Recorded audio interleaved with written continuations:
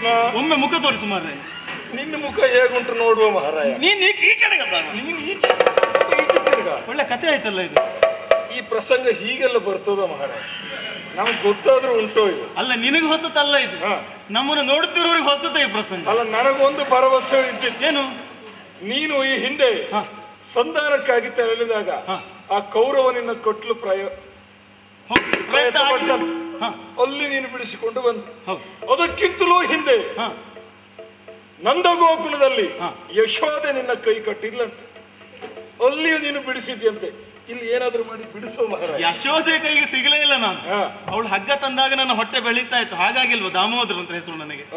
ಈಗ ಉಪಾಯ ಇಲ್ಲ ನೋಡಿ. ಈಗ ಎದುರೆದುರಿದ್ರೆ ಕಣ್ಣು ಸನ್ನಿಂದಲೋ ಬಾಯಿ ಸನ್ನಿಂದ ಏನಾದ್ರೂ ಉಪಾಯ ಮಾಡ್ಬೋದಿತ್ತು. ಎಲ್ಲ ಹೋಗ್ಲಿಕ್ಕೂ ಬೆನ್ನ ಈಗ ಸ್ವಲ್ಪ ಪ್ರಯತ್ನ ಏನು ಬಿಡಿಸ್ಕೊಳ್ಳು ನೋಡು. ಆದಿತ್ತಾ ನೀನು ಆ ಕಡೆಗೆ, ನಾನು ಈ ಕಡೆ.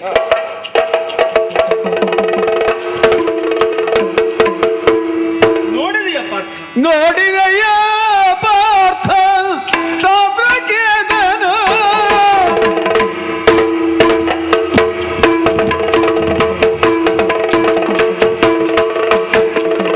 ನೋಡಿದೆಯ ಪಾರ್ಥ ಸಾಮ್ರಾಜ್ಯದನು ನಮಗೆ ಮಾಡಿದ ಘಾತವನು, ನಮಗೆ ಮಾಡಿದ ಘಾತವನು.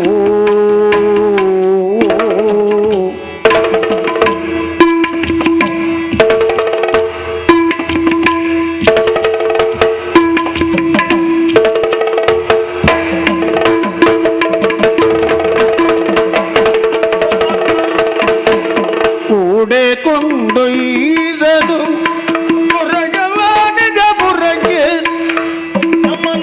ಕೂಡೆ ಕೊಂಡೊಯ್ದದು ತುರಗವ ನಿಜ ಮುರಗೆ. ಎಲ್ಲಿದೆ ನಮ್ಮ ತುರಗ? ಆಡಲಿನ್ನೇನಿದನು ನಿಜ ಮುರಗೆ, ಆಡಲಿನ್ನೇನಿದನು.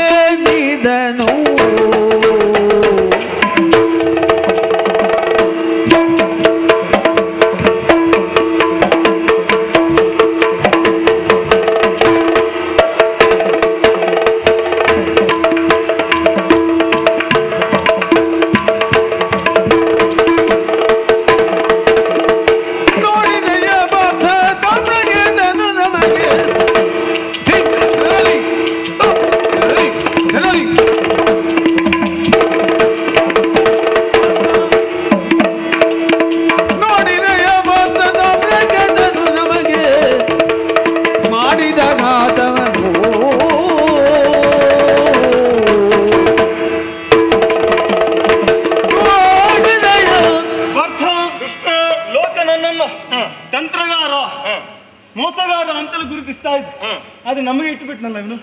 ನೋಡಿದ್ವಿ ಗುರುವಿಗೆ ತಿರುಮಂತ್ರ ಆಯ್ತು. ನಾವು ಕಲಿತದ್ದು ಕಡಿಮೆ ಆಯ್ತು. ತಾಮ್ರಧ್ವಜ ಮಾಡಿರುವಂತಹ ಈ ಮಾನಭಂಗ ಊಹಿಸುವುದಕ್ಕೂ ಸಾಧ್ಯವಾಗದೆ ಹೋಯ್ತಲ್ಲ. ಹಾಗಾಗಿಯೇ ನಾನು ಹೇಳಿದ್ದು, ಒಮ್ಮೆ ನನ್ನನ್ನು ಬಂಧಿಸಿದಾಗ ಅಲ್ಲಿಂದಲೇ ನಾನು ನಿನಗೆ ಕರೆ ಕೊಟ್ಟದ್ದು, ಭಾವ ತಪ್ಪಿಸಿಕೋ. ನೀನು ತಪ್ಪಿಸಿಕೊಂಡಿದ್ರೆ ನಾನು ಉಳಿತಾ ಇದ್ದೆ, ನೀನು ನನ್ನನ್ನು ಬಿಡಿಸುವುದಕ್ಕಾಗಿ ಓಡೋಡಿ ಬಂದೆ. ಇಬ್ರು ನೀರಲ್ಲಿ ಬಿದ್ದುವ.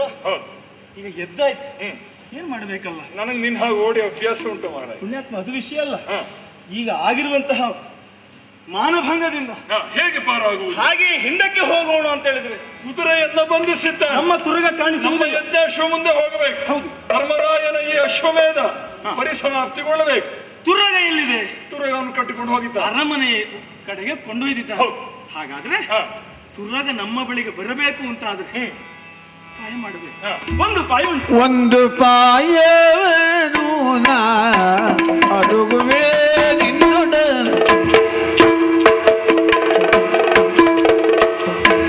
ಒಂದು ಪಾಯವನು ಅಡುಗುವೆ ನಿನ್ನೊಡ, ಇಂದು ಬಾ ಎನ್ನೊಡನೆ,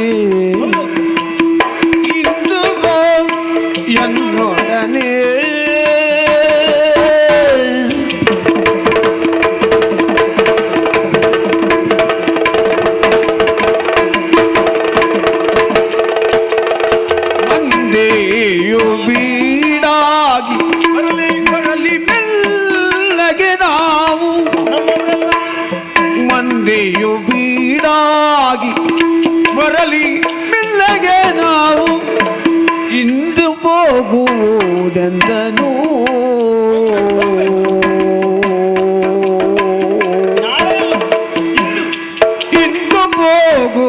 ನಿಂದನು ಇಂದು ಹೋಗುವುದೆಂದನು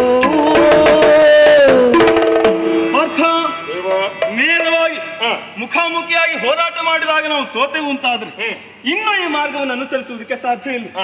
ಉಪಾಯಾಂತರದಲ್ಲಿ ನಾವು ಆ ಕುದುರೆಯನ್ನು ಪಡೆಯಬೇಕು. ಹಾಗಾಗಿ ಮಾರು ವೇಷದಲ್ಲಿ ಹೋಗಬೇಕು. ವೇಷ ಮಾಡಬೇಕು. ಹೌದೌದು. ಹೇಗೆ ಅಭ್ಯಾಸ ಇದೆ ತಾನೆ? ಮಾಡೋಣಪ್ಪ. ನಾನೊಬ್ಬನೇ ಹೋಗುದಲ್ಲ, ಅಂದ್ರೆ ನನ್ನ ಜೊತೆ ನೀನು ಬರಬೇಕು. ನಾನು ಬರ್ಬೇಕಾ? ಜೊತೆಯಲ್ಲೇ ಮಂದಿ ಮಾರ್ಬಲಗಳೆಲ್ಲ ಕೂಡಿ ಬರಲಿ. ಸ್ವಾಮಿ, ನಿಂದಿದ್ ಏನ್ ಆಲೋಚನೆ ಗೊತ್ತಾಗ್ಲಿಲ್ಲ. ಈಗ ಇಲ್ಲಿಯೇ ನಮ್ಮ ಕೈಗಳನ್ನು ಕಟ್ಟಿ ಹಾಕಿದವ. ನೀವ್ ಹೇಳ್ತೀವಿ ವೇಷಾಂತರ ಮಾಡಿಕೊಂಡು ಅವರಿದ್ದಲ್ಲಿ ಹೋಗಬೇಕು. ಅಲ್ಲಿ ಕೈ ಕಾಲು ಎರಡು ಕಟ್ಟಿದ್ರೆ ಏನ್ ಮಾಡ್ತೀವಿ? ಸಂಶಯಾತ್ಮ ವಿನಶ್ಯತಿ. ದೇವರಲ್ಲಿ, ವೈದ್ಯರಲ್ಲಿ, ಗುರುಗಳಲ್ಲಿ ಸಂಶಯವನ್ನ ತಾಳಬಾರದಂತೆ. ಈ ಹಿಂದೆ ಸುಧನ್ವ ಕಾಲದಲ್ಲಿ ಇದೇ ಸಂಶಯ ಅಲ್ಲವೇ? 3 ಬಾಣದಲ್ಲಿ ನಾನು ಕೊಲ್ತೇನೆ, ಹಾಗಾಗಿ ಬಾಧಿಸ್ತದೆ. ಕೊನೆಯಲ್ಲಿ ರಾಮಬಾಣ ಪುಣ್ಯವನ್ನು ಕೊಟ್ಟಾಗ ಅದು ಈಡೇರಿತು. ಹಾಗಾಗಿ ಸಂಶಯವನ್ನು ಪಡಬೇಡ. ಇನ್ನೊಂದು ವೇಷ ಮಾಡ್ಬೇಕು. ನಾನು ಭಾವನೂ ಹೌದು. ನನ್ನ ಭಾವನೆ ಏನು ಅಂತ ನೀನು ಅರ್ಥ ಮಾಡ್ಕೊಳ್ಬೇಕು. ಕೇಳು. ಹಾಗಾಗಿ ದೇವನಾದಂಥ ನಾನು ಸೂಚಿಸಿದ ಹಾಗೆ ನೀನು ನಡೆದುಕೊಂಡ್ರೆ ಸಾಕು. ನಿನ್ನ ನಿರ್ದೇಶ ವೇಷಕ್ಕೆ ತಕ್ಕಂಥ ಮಾತು. ನಾನು ಹೆಚ್ಚು ಮಾತಾಡ್ತೇನೆ, ನೀನು ಅದಕ್ಕೆ ಒದಗುವುದಕ್ಕೆ ಪೂರಕವಾದ ಮಾತಿನ ಮಾತೇ ಇಲ್ಲ. ಹೌದಾ? ಈ ಪ್ರಸಂಗದಲ್ಲಿ ಮಾತಿದ್ದ ವೇಷ ಏನು, ಹೇಗೆ ಸಂದರ್ಭ ಅನ್ನುವುದನ್ನು ದಾರಿಯಲ್ಲಿ ಹೋಗುವ ಹೇಳ್ತೇನೆ. ಹೋಗೋಣ.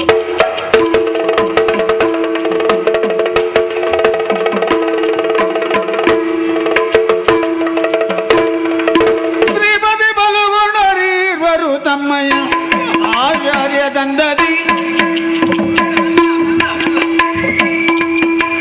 ಶ್ರೀಪತಿ ಬಲಗುಣರೀರ್ವರು ತಮ್ಮಯ್ಯ ಉಪಗಣಿತ ದಂದದಿ ತಾಪಸವೇ ಜವನಾಂತೋ ಭಿಕ್ಷುಕರಂತೆ ಅಪುರಗಿ ತಂದರು. ಮೆಲ್ಲ ಕುಣಿಬೇಡಿ. ಕಾಲು ಹಾಕದಲ್ಲಿ ಕೋಲ್ ಹೋಗುದಿಲ್ಲ, ಕೋಲ್ ಹಾಕದಲ್ಲಿ ಕಾಲು ಹೋಗುದಿಲ್ಲ. ಎರಡು ಸಮವಾಗಿ ಇಟ್ಕೊಂಡು ಹೋಗಿ. ಏನ್ ಮಾಡೋದು ಹೇಳು? ಎಂತ ವಯಸ್ಸಾದ್ಮೇಲೆ ಹಾಗೆ ಕೂತ್ಕೊಳ್ಳಿ. ಏನ್ ಪಟ್ರಮಣ, ಕಾಲ್ ಕೆಳಗೆ ಗುರುಗಳೇ. ನೀನೊಬ್ಬ ಸೇವಕ ಹಾಯ್. ಶಿಷ್ಯ. ನಮಸ್ಕಾರ ಸ್ವಾಮಿ. ನಮಸ್ಕಾರ. ನಮ್ ಪರಿಚಯ ಆಯ್ತಾ? ನೀವು ಬ್ರಾಹ್ಮಣರಲ್ವಾ? ನೀವು ಸಾಯಿಗೊಳ್ಳೋರಾಗ ಅನ್ನ ಹಾಕಿದ್ರೆ ಬಲ್ತ್ರಿ. ಏನು ಹೇಳ್ತೀರಿ?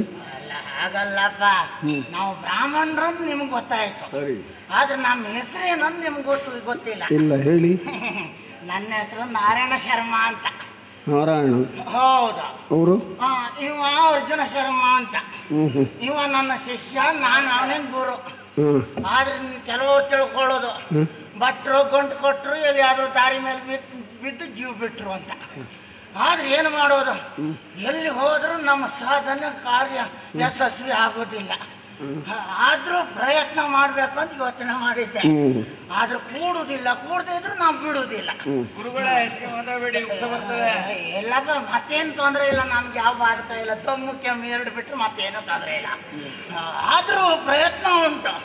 ಆದ್ರೆ ಈಗ ಹೋಗೋದು ಮತ್ತೆಲ್ಲಿಗೋ ಅಲ್ಲಪ್ಪ, ರತ್ನಸಾರಪುರ. ಅದೇ ತಗೊಳ್ಳಿ.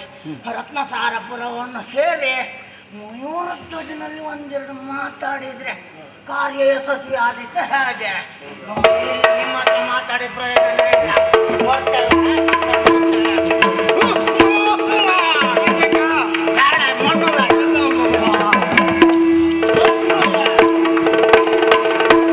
ಹರಿಯ ಕಾಮುತ್ತಗದಳ ಮಯೂರ ಧ್ವಜ ಹರಿಯ ಧ್ಯಾನದಿ ನಿರ್ಧನೋ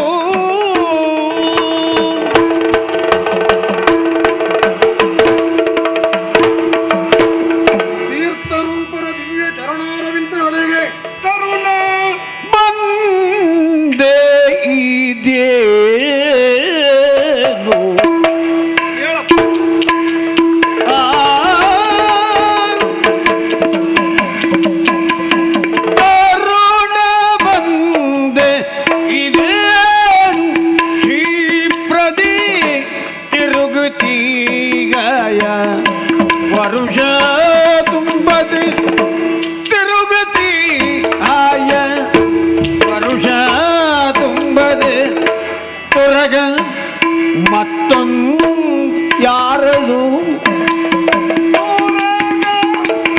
ಮತ್ತೊಂದು ಯಾರದೇನಿ ಪಿತಗೆರಗಿ ನೋಡಿದ ತೊರಗ ಮತ್ತೊಂದು ಯಾರದೇನೆ ಪಿತಗೆರಗಿ ನೋಡಿದ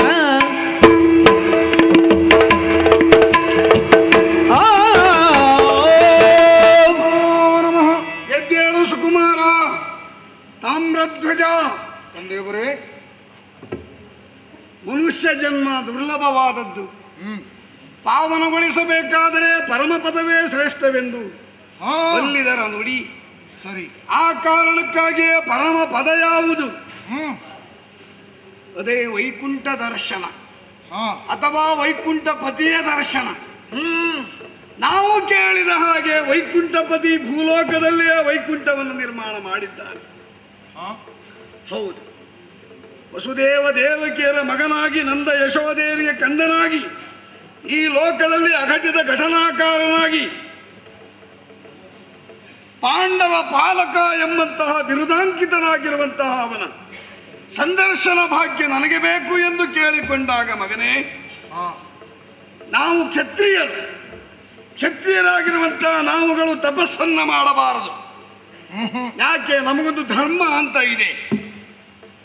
ಹಾಗೆಂದು ಕಂಡೇ ಕ್ಷಾತ್ರಿಯ ಧರ್ಮದಲ್ಲಿಯೇ ಭುಜಬಲ ತ್ರಾಣದಲ್ಲಿಯೇ ಶಕ್ತಿಯು ಮತ್ತೆ ಭಕ್ತಿಯು ಜೊತೆಗೂಡಿಯೇ ಪರಮಾತ್ಮನ ಸಾನ್ನಿಧ್ಯವನ್ನ ಪಡೆಯುವ ಉದ್ದೇಶವನ್ನ ಹೇಳಿ ಎಂದು ಕೇಳಿಕೊಂಡಾಗ, ನಾರದರ ಅಭಿಮತದಂತೆ ನಾನು ಅಶ್ವಮೇಧವನ್ನು ಕೈಗೊಂಡದಲ್ಲವೇ? ಹೌದಪ್ಪ, 7 ಅಶ್ವಮೇಧಗಳು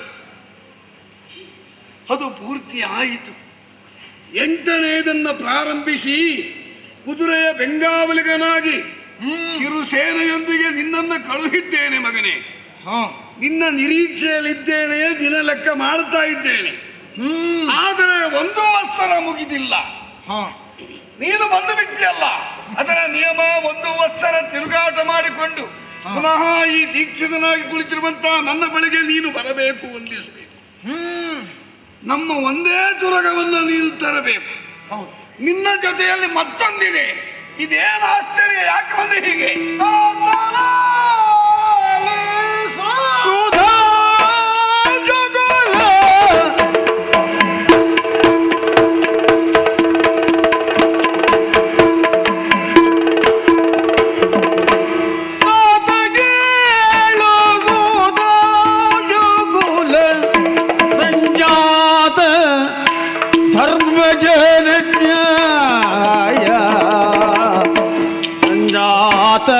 ಧರ್ಮಜ ಯಜ್ಞಗಯ ಶ್ರೀನಾಥ ಸಹಿತೈ ತಂದಿಗ ಪುರುಭೂತ ಸೋತನು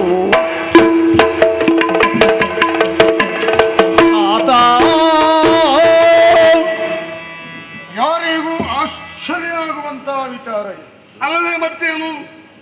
ಅವಧಿ ಪೂರ್ವದಲ್ಲಿ ನಾವು ನನ್ನ ಕುದುರೆಯಷ್ಟೇ ಅಲ್ಲ, ಜೊತೆಯಲ್ಲಿ ಅಂತೇ ಇರುವ ಮತ್ತೊಂದು ಕುದುರೆ ಅಲ್ಲವೇ?